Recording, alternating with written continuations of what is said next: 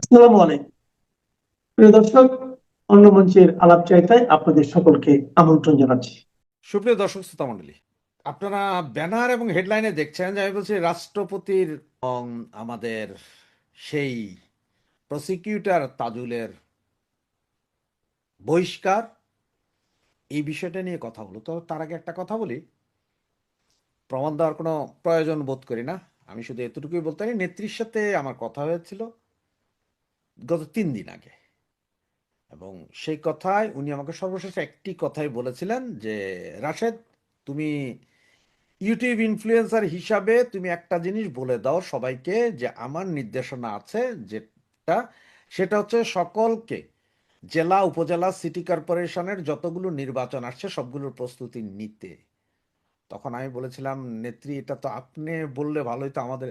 তখন উনি বলছে, আগে তোমরা বলো, কারণ এটা সারা পৃথিবীকেই আমরা দেখাতে চাই যে আমরা নির্বাচনমুখী দল। এতটুকু বুঝো না তুমি? আসলে এরপর ওনার সাথে আর কথা বলার বা অন্য কোনো তর্ক করার মতন আমার শক্তি বা সাহস ছিল না। প্রচন্ড নার্ভাস ফিল করছিলাম আমি তখন। এটা ছিল আমার নেত্রীর নির্দেশ। এখন নেত্রী হয়তো 2 দিন হোক, 4 দিন হোক, আর 10 দিন হোক বলবেনি, এটা আমার প্রতি নেত্রীর নির্দেশ ছিল যাতে আমরা প্রচার করি।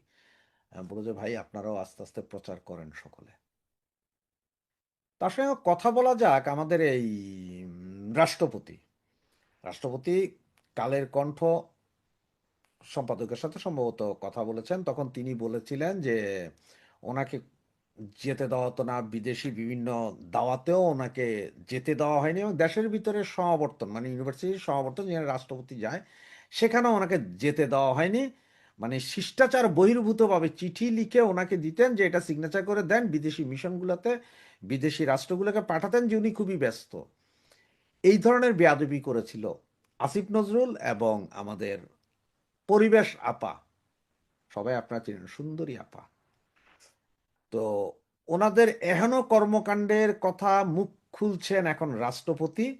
আস্তে আস্তে হয়তো আরো অনেক কথা বেরিয়ে আসবে যেগুলো শুনে হয়তো অবাক হবেন। আমরা যারা গালি দিচ্ছিলাম, অনেকে করছিলাম যে রাষ্ট্রপতি কিছু করছে না, এই করছে না, আসলে একজন রাষ্ট্রপতি, উনি তো অলংকারিক পোস্ট। এটা অনেক কিছু থাকলে অনেক কিছু করা যায় না, এবং সেখানে যদি বন্দুকের নলের মুখে কেউ থাকে ভাই, সে তো এমন কিছু করবে না যে ওই কাজটা তো হবেই না, সে বরঞ্চ মরা যাবে, তেমন কিছু করবে না। এবং সেই ধরনের পাগলামি অন্তত একজন রাষ্ট্রপতি করবেন না। বা উনি যদি, অনেকে বলছেন যে জরুরি অবস্থা জারি করে ক্ষমতা নেয় না কেন, এটা নিল সেনাবাহিনীর সহযোগিতা লাগে, সেনাবাহিনী সেই সহযোগিতা রাজি ছিলেন না। কারণ সেনাবাহিনীর সেনাপ্রধান চাইছিলেন সর্বশেষ শেষ মুহূর্ত পর্যন্ত, এই সেনাপ্রধান চাইছিলেন যে জামাত যাতে ক্ষমতায় আসে, কারণ ওনার আব্বার দল এটা। গোলাম আজম ওনার আব্বা, ওনার পিতা, গোলাম আজমের পুত্র ওনার পিতা, বাপ্পু দুজনই ওনার পিতা। এই জন্য উনি পারেননি। তবে আস্তে আস্তে এখন আরো বের হবে, অনেক কিছুই বের হবে। আপনারা জানেন যে রাষ্ট্রপতি নিজেই বলেছিলেন ইলেকশনের পরে উনি ক্ষমতা ছেড়ে দিতে চান, উনি পদত্যাগ করতে চান। বিএনপি যদি কোনো নতুন রাষ্ট্রপতি দেয় হয়তো উনি চলে যাবেন। বিএনপি কাকে রাষ্ট্রপতি বানাবে সেটা অবশ্য $1,000,000 কোয়েশ্চেন। সারা বাংলাদেশে একটা কথাই রটে গেছে, হয়তো ডাক্তার ইউনূসকে রাষ্ট্রপতি বানাইতে পারে, কারণ বেটায় তো ছাড়ার পরে এখনো বাংলাদেশে আছে। তার মানে ওনার কি ইচ্ছা বা ওনার সাথে কি চুক্তি হয়েছে সেটা সময় বলে দিবে। হানিমুন পিরিয়ড 100 দিনের আছে, এর ভিতরে অনেক কিছু জানবো, এরপরে হয়তো আমরা আলোচনা সমালোচনায় যেতে পারবো। আর আলোচনাটাতে রাষ্ট্রপতি বানানো হবে ইউনূসকে, এই আলোচনায় আপনার এই পানিতে ঘি ঢালছেন হচ্ছেন যে এই আমাদের পররাষ্ট্র উপদেষ্টা। কারণ যার প্রতি সবচেয়ে বেশি বিদ্বেষ ছিল তাকেই যখন পররাষ্ট্র উপদেষ্টা বানিয়ে এনেছে, তা উপরালাই জানে বাকিটা। এখন সেই তাজুল, চিফ প্রসিকিউটর বেয়াদব দ্য ওয়ান, বেয়াদবির স্বর্গরাজ্য কেউ যদি শিখতে হয় সেটা হচ্ছে তাজুল থেকে। সে তাজুলকে আজকে বাধ্য হয়েছে। তার আগে অবশ্য পুলিশের বিভিন্ন পদে রদবদল হয়েছে, সেনাবাহিনীর বড় বড় পদে রদবদল হয়েছে। আমার মনে হয় বিএনপির চেয়ারপারসন বা বর্তমান মাননীয় প্রধানমন্ত্রী তারেক রহমান, উনি হয়তো বুঝতে পারছেন যে এই জামাতি শক্তিকে যদি সরানো না হয় বিভিন্ন সেক্টর থেকে, তাহলে উনি 1 বছরও ক্ষমতায় শান্তিতে বসতে হয় না, কারণ কাঁটাযুক্ত চেয়ার, এটা প্যারাগ মারা চেয়ার, এখানে বসার কোনো ক্ষমতা হয়তো ওনার থাকবে না, এটা হয়তো উনি বুঝে গেছেন, এই জিনিসটা হয়তো উনি বুঝে গেছেন। আর যার কারণে উনি শুরু করেছেন এই তাজুল সহ বাকিদের দৌড়ানোর কর্মকাণ্ড। তবে এক তাজুলকে না, বিচার বিভাগের ভেতরে জামাতের ঘাপটি মেরে থাকা যত জনের সবাইকেই আসলে বের করে দিতে হবে। আমি এর আগের একটা ভিডিওতে সরাসরি ওনাকে অনুরোধ জানিয়েছিলাম যে বিভিন্ন এম্বাসিগুলো থেকে আপনার যারা আছে টপ টু বটম, পিয়ন দারোয়ান থেকে শুরু করে অ্যাম্বাসেডার পর্যন্ত সবাইকে সরাইয়ে ফেলেন যদি আপনি শান্তিতে থাকতে চান।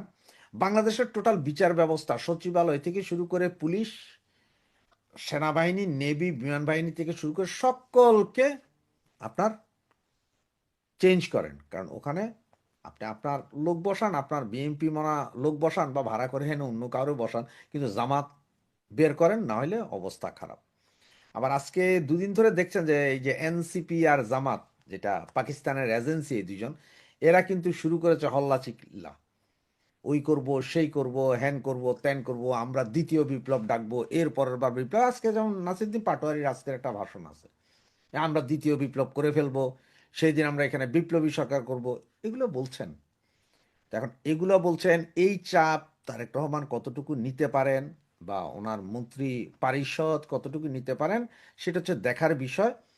এবং তাজুলকে বের করে দেওয়া, এটা আসলে ভালো হয়েছে, কারণ আমাদের যে আইসিটি যে কোর্ট, যে কোর্টে আমাদের নেত্রীর বিচার অবৈধ বিচার করে ফাঁসির রায় দিয়ে দিয়েছে, এটা এই মামলার জন্য এটা আন্তর্জাতিক অপরাধ ট্রাইব্যুনাল, আন্তর্জাতিকভাবে স্বীকৃত যারা অপরাধ করে, যুদ্ধ অপরাধ, এটা মূলত যুদ্ধ অপরাধ। আর 24-এর এইটাতে অপরাধ তো শেখ হাসিনা না, অপরাধী তো এই জামাত ইসলাম। এই 24-এর এই অপরাধের জন্য বিচার করতে হলে আমাদের নিজস্ব আইন ব্যবস্থায় বিচার করা যাবে, সেটা যুদ্ধ অপরাধী ট্রাইব্যুনালের।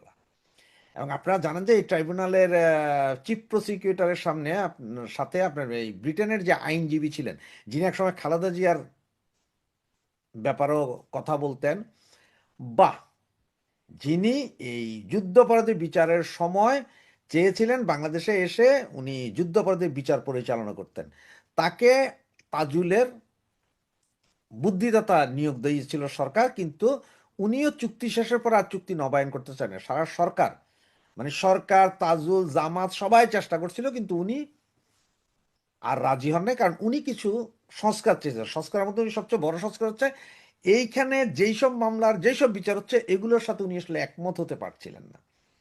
ভাই, ব্রিটেনের একজন আইনজীবী যিনি এখানে কেসি, মানে আপনার কিং চার্লস, এই মুহূর্তে যারা হাইয়েস্ট লেভেলের আছেন তারা পায় কিং চার্লস পদক, এইরকম পদক পাওয়া পর্যন্ত আলাদা। ওনারা আসলে যে মিথ্যায় যেই আইন বানানো হয়েছে, মিথ্যা যেই মামলাগুলো, এগুলো ওনারা ভালো করেই বুঝেন, যার কারণে উনি রাজি হননি। আর এখন হয়তো ওনারা বলতে পারেন, জামাতিরা বলতে পারেন যে উনি হয়তো আইনের কিছু বুঝেন না। ঘটনা তো সারা বাংলাদেশ চলে ব্রিটিশ আইনে, ব্রিটিশ আইনগুলোই বাংলাদেশ এখনো ফলো করেন। যারা জন্মদাতা তারাই জানেন না তাদের ছেলে মেয়েরা কেমন, এটা তো বললে আসলে ভুল হবে। আর তাজুলের বিরুদ্ধে এখন বেশ কিছু মামলা করা উচিত। প্রথম মামলাটা কি করা উচিত জানেন? ওই যে গুলি কইরা চুলে আগুন ধরে গেছে, চুলে আগুন ধরছে, গুলি কইরা মরে নাই, এই ধরনের বানোয়াট উদ্ভট কথাবার্তা বলার জন্য তার বিরুদ্ধে মামলা থাকা উচিত। আর সবশেষে আমার ভাই বোন, আমি এটা ছোট্ট একটা গল্প না, এটা একদম বাস্তব ঘটনা বলি। যদি আপনারা বুঝতে পারেন তাহলে বুঝপাতা, আর না বুঝলে তেজপাতা, এগুলো নিয়ে আর ওই যে কমেন্ট সেকশনে যে আমার বুদ্ধি দেওয়ার বা আলোচনা করার দরকার নেই। সেটা হচ্ছে যে একসময় আলজেরি ফ্রান্সের কলোনি, এটা সবসময় ছিল। ফ্রান্স গভর্নমেন্ট যা চাইতো আলজেরিয়াতে তা হইতো। আলজেরিয়ার একটা গভর্নমেন্ট বসায় ফ্রান্স, কারণ হচ্ছে আলজেরিয়ার প্রচুর তেল গ্যাসের মজুদ আছে, এটা খাওয়ার জন্য ফ্রান্স গভর্নমেন্ট এমন একটা গভর্নমেন্ট বসায় ওই সময়কার অন্য গভর্নমেন্টকে ফেলে দিয়ে, একদম ঠিক আমাদের নেত্রীর স্টাইলে, যে আমাদের নেত্রীর ফেলে দিয়ে যেমন এই যে ইন্ট্রিম বসানো হয়েছিল, এই ধরনের একটা গভর্নমেন্ট বসায়। বসানোর পরে আস্তে আস্তে আস্তে আস্তে এই গভর্নমেন্ট বৈশা মানে প্রচণ্ড অত্যাচার করে, যা বাংলাদেশে গত 18 মাস করেছিল। এরপরে যেন তেন একটা করে আরেকজন বসায়। বসানোর পর লেখা ওই যে অতীতে যেটা বসাইছিল সেই গভর্নমেন্ট ছিল মনে 3 বছরের মতো, সেই গভর্নমেন্টের যারা ছিল যেসব ইনফ্লুয়েন্সার ছিল এগুলার তো পরবর্তী গভর্নমেন্ট এসে সব একটা একটা করে বের করে দিছে, বের করে দিয়ে তারা আবার সুসংগঠিত করছে, তাদেরকেও আবার সাপোর্ট দিচ্ছে ফ্রান্স। আর তখনই ফ্রান্সে থাকা আলজেরিয়ান নাগরিকরা এবং আলজেরিয়াতে থাকা আলজেরিয়ান নাগরিকরা ওই যে 3 বছরের যে সরকার যারা অত্যাচার করেছিল তাদেরকে একে একে বিভিন্ন জায়গায় ওদের উপরে চালাইলো কি জানেন? ঠিক ওই যে জামাত জামানে যে বেহেস্তের টিকিট বেচে ওই বেহেস্তের টিকিট বেচা শুরু করলো তাদের কাছে। এমন অবস্থা যে এইখানেও খাইতে, ফ্রান্সেও খাচ্ছে মাইরেরা, ওইখানেও খাচ্ছে মাইর। মানে অবস্থা ওই 3 বছরের অবস্থা, কারণ হচ্ছে ওই 3 বছর তো দুর্দান্ত দাপট চালিয়েছিল, ইনফ্লুয়েন্সাররা দাপট চালিয়েছিল, কারণ তখন সরকার তাদের ক্ষমতায়, সে সরকার, এবং ওনারা যা বলছে তাই হচ্ছে, ঠিক বাংলাদেশ স্টাইল। যেমন এখন এই যে আসিফ নজরুল ফাসিফ নজরুল এগুলো কিন্তু এখন ঘরে ঢুকে গেছে, এদের কিন্তু সেনাবাহিনী এখন আর গার্ড দিবে না। এই যে বৈষম্য বিরোধী ছাত্র আন্দোলন, ছত্রী আন্দোলন বা চাপরাশি আন্দোলন, ছাত্রীদের আন্দোলন, এরা কিন্তু গত 18 মাসে যা করছে এখন কিন্তু তাদের আর সেই সক্ষমতা নাই। সে সকল পুলিশ বিডিআর আর্মি তাদের আর গার্ড দিবে না। ওই 2-4 জন পোলা নিয়ে হাঁটে, এগুলোর আমরা 5-7 জন যে মিলে হইলেই হয়ে যায়। না কালকে জানেন যে মোহাম্মদপুর না কোন জায়গায় জেনে একটারে সৌদি আরব পাঠানোর মোটামুটি ব্যবস্থা করছে। তো এখন সেম অবস্থা আমাদের দেশও তো হইতে পারে নাকি?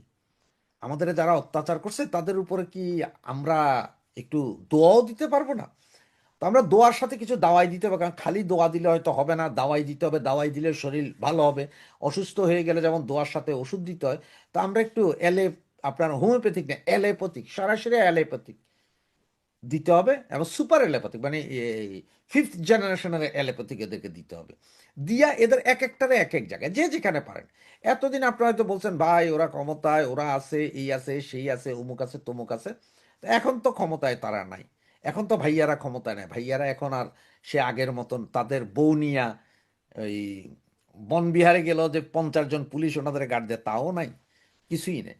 সুতরাং এখন মনে হয় সময় আসছে, এই সময়টা আমরা কাজে লাগানো ভালো, যে যেভাবে পারেন কাজে লাগাইতে পারেন, এবং সেটাই মনে হয় আমার কাছে মনে হয় যেন ভালো হবে। জয় বাংলা। যে কোনো দিন মোহাম্মদ ইউনূস তিনি জিজ্ঞাসাবাদের মুখোমুখি হবেন, যে কোনো দিন যে কোনো সময়।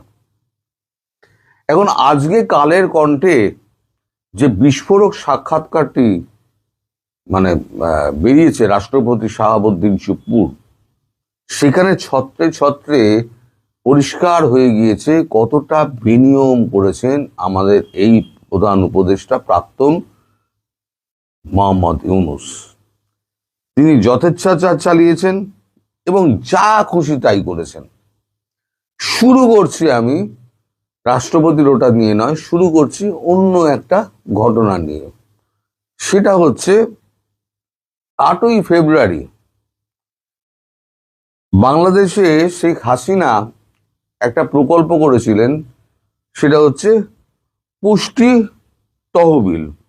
গরিব মানুষ যাদের রোজগারপাতি কম তাদেরকে পুষ্টিকর খাবার জোগানোর জন্য একটা প্রকল্প করেছিলেন। সেই প্রকল্প বাবদ বরাদ্দ হয়েছিল 970 কোটি টাকা। 12 ফেব্রুয়ারি নির্বাচন, 9ই ফেব্রুয়ারি 8ই ফেব্রুয়ারি উনি ওই 970 কোটি টাকা বেমালুম ইউনূস গায়েব করে দেন। এটা কিন্তু আপনারা খবর নিলেই জানতে পারবেন বা ধীরে ধীরে প্রকাশ্যে আসবে। আমি গতকালকে যেরকম বলেছিলাম আপনার যমুনার কথা, আপনারা কেউ কিন্তু অস্বীকার করতে পারবেন না যে ওখানে পিডব্লিউডি চিফ ইঞ্জিনিয়ার গেছিলেন এবং ট্রান্সফরমার বাস্ট হয়েছিল। এখন কথা হচ্ছে আমি জানলাম কি করে? আমার জানার অনেক উপায় রয়েছে। আপনারা যদি মনে করেন সব আমি গুজব ছাড়ছি, এগুলো সত্যতা বেরিয়ে এসছে। আমি বিভিন্ন সময়ে যে কথাগুলো বলেছি, রাষ্ট্রপতির এই যে সাক্ষাৎকার, সেই সাক্ষাৎকার দিয়েই আমার কথাগুলো বেরিয়ে এসছে। তো 970 কোটি টাকা উনি তো ঝেড়ে দিলেন। এইবার এই 970 কোটি টাকা ঝেড়ে দেওয়ার জন্য তাকে জিজ্ঞাসাবাদের মুখোমুখি হতে হবে। রাষ্ট্রপতি জানিয়েছেন, আমি শর্টে বলছি, পরে আমি আস্তে আস্তে আলোচনায় আসছি। রাষ্ট্রপতি যা জানিয়েছেন, গত 18 মাসে যা কিছু করেছেন মোহাম্মদ ইউনূস সব সংবিধান বিরোধী, কোনোটাই সংবিধানের রীতি নীতি মেনে কিচ্ছু করা হয়নি, এবং রাষ্ট্রপতিকে সম্পূর্ণ অন্ধকারে রেখে তিনি যতগুলো বিদেশ সফর করে এসেছেন, এবং শেষ বিদেশ সফর যেটা উনি করলেন সে সম্পর্কেও উনি কিছু জানাননি। যে চুক্তিগুলো হয়েছে, শেষ যে চুক্তিটা হয়েছে মার্কিন যুক্তরাষ্ট্রে, সেই চুক্তি সম্পর্কে উনি কিছু জানেন না। ওনাকে সম্পূর্ণ অন্ধকারে রাখা হয়েছে। বিদেশ সফর যে ওনার দুটো ছিল, দুটো দেশের, সেই বিদেশ সফর ওনাকে করতে দেওয়া হয়নি। তার একটাই কারণ, সেটা হচ্ছে তাকে আলোর দিক থেকে সরিয়ে দাও। যে দেশে একটা রাষ্ট্রপতি আছে সেটা যেন কোনোভাবেই প্রকাশ না পায়, তাকে চির অন্ধকারের দিকে ঠেলে দাও। এটা হচ্ছে ইউনূসের একটা প্ল্যান।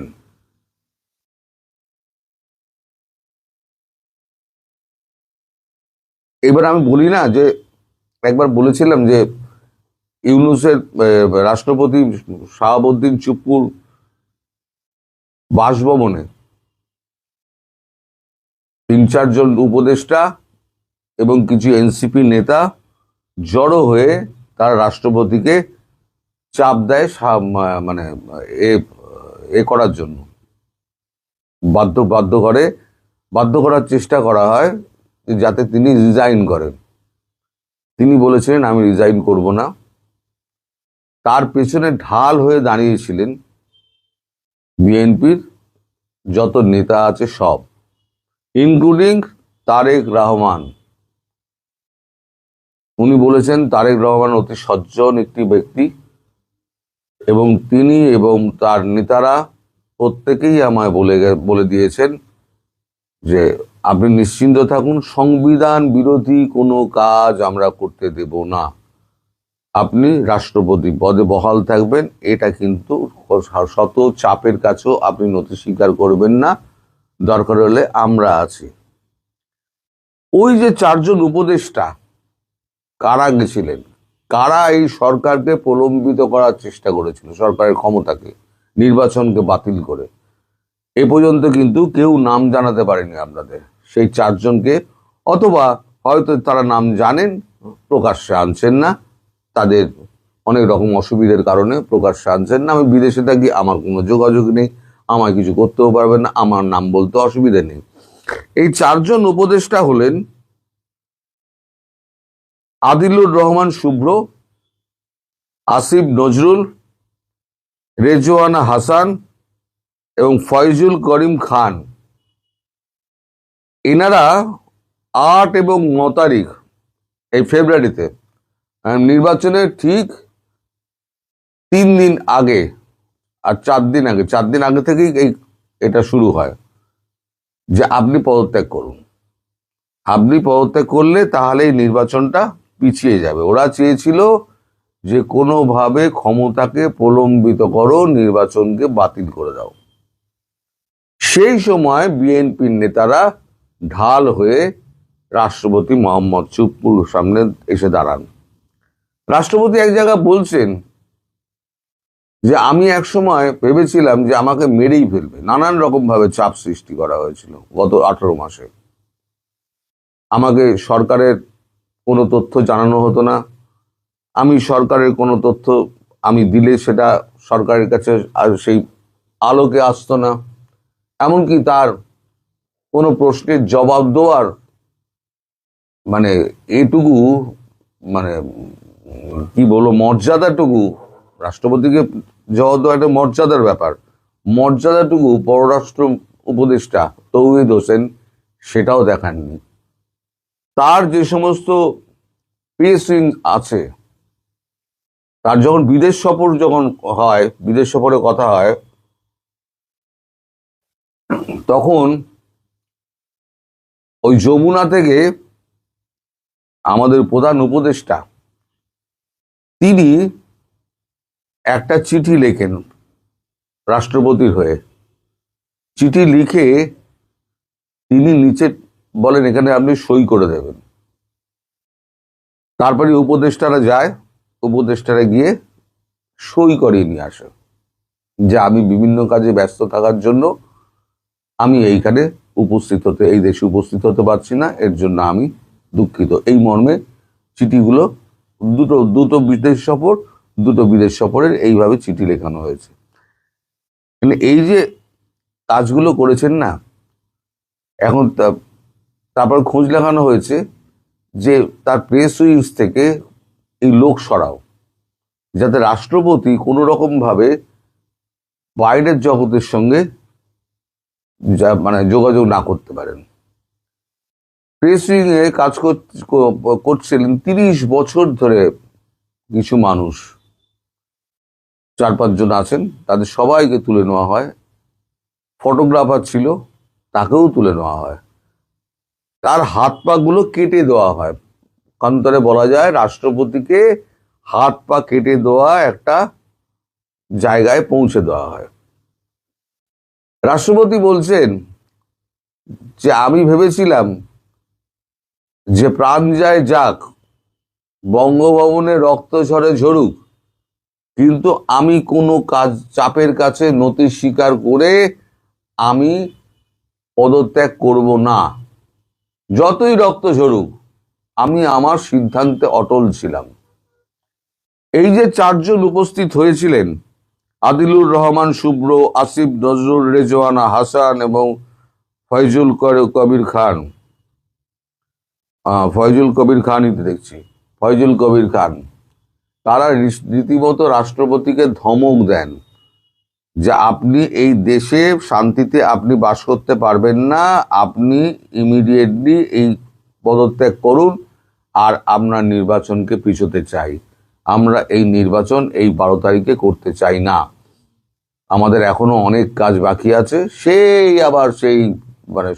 সংশোধন, তারপরেতে আপনার সুবিচার, তারপরেতে ওই আরো যা যা বলে এসেছিলেন এতদিন ধরে, সে তারই পুনরাবৃত্তি করেন।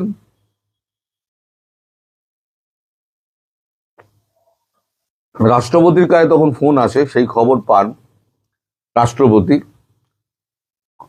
যখন এই চাপের মধ্যে কাজ করে, তখন এই খবর পান বিএনপির নেতারা তারা তখন সঙ্গে সঙ্গে যোগাযোগ করেন সেনাবাহিনীর তাদের অনুগত কিছু অফিসারের সঙ্গে। সেনাবাহিনীর অফিসাররা তখন সেখানে পৌঁছে গিয়ে তাকে সেখান থেকে উদ্ধার করে এবং ওই 4 জন 8 তারিখে ফিরে আসেন। এবার সেনাবাহিনী যখন ফিরে এসছে, 9 তারিখে আবার গিয়ে উপস্থিত সঙ্গে এনসিপি নেতারা। মানে যে করে হোক রাষ্ট্রপতিকে চাপে ফেলে তাকে রিজাইন করানো, নাহলে পরে এই 12 তারিখের নির্বাচন আটকানো যাবে না। আর নির্বাচন যদি হয় তাহলে পরে আমাদের হাতে ক্ষমতা থাকবে না, আমাদেরকে চলে যেতে হবে। আর আমরা যে সমস্ত লুটতরাজ আমরা যেগুলো করেছি সেগুলো আমরা তদন্তের মুখোমুখি হয়ে যাব। এই তদন্তের মুখোমুখি যদি হয় তাহলে পরে আমাদের জেল, জরিমানা এবং আমাদের সাজা তো নিশ্চিত। ফলে এই সাজা এড়ানোর জন্য এবং ক্ষমতা ধরে রাখার জন্য তারা এই রাষ্ট্রপতির ওপরে চেপে বসেন। এক জায়গায় রাষ্ট্রপতি বলছেন, কালের কণ্ঠ জিজ্ঞেস করছে এরপর নতুন করে আর কোনো উদ্যোগ ছিল আপনার বিষয়ে? রাষ্ট্রপতি বলছেন হ্যাঁ, বলতে গেলে শেষ সময় পর্যন্ত চলার চেষ্টা করে গেছে কিভাবে আমাকে উপড়ে ফেলা যায়। রাজনৈতিক পর্যায় থেকে ওই উদ্যোগটি ব্যর্থ হলে খোদ অন্তর্বর্তী সরকারের পক্ষ থেকেই নতুন করে এ বিষয়ে পদক্ষেপ নেওয়া হয়। আজকে বলতে দ্বিধা নেই যে একটা অসাংবিধানিক উপায়ে একজন সাবেক প্রধান বিচারপতিকে নিয়ে এসে আমার জায়গায় বসানোর চক্রান্ত করেছিল অন্তর্বর্তী সরকার। এই মুভটা হয়েছে, আমি বিষয়টি জেনেছি। সরকারের পক্ষ থেকে একজন উপদেষ্টা ওই বিচারপতির শরণাপন্ন হয়েছিলেন, তারা ঘণ্টাব্যাপী মিটিং করেন, তবে ওই বিচারপতি রাজি হননি। উনি সাফ বলে দিয়েছিলেন রাষ্ট্রপতি সবার ঊর্ধ্বে, সাংবিধানিকভাবে সবার ঊর্ধ্বে, ওই জায়গায় অসাংবিধানিকভাবে বসতে পারে না। ওই বিচারপতির দৃঢ়তার কারণে শেষ পর্যন্ত সরকারের ওই উদ্যোগও ব্যর্থ হয়। আবার এক জায়গায় উনি বলছেন,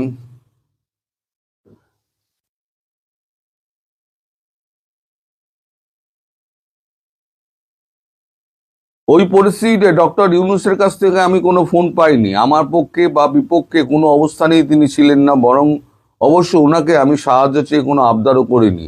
আমার মনোভাব ছিল যা হচ্ছে তা হতে থাকুক, কতদূর গড়ায় দেখা যাক।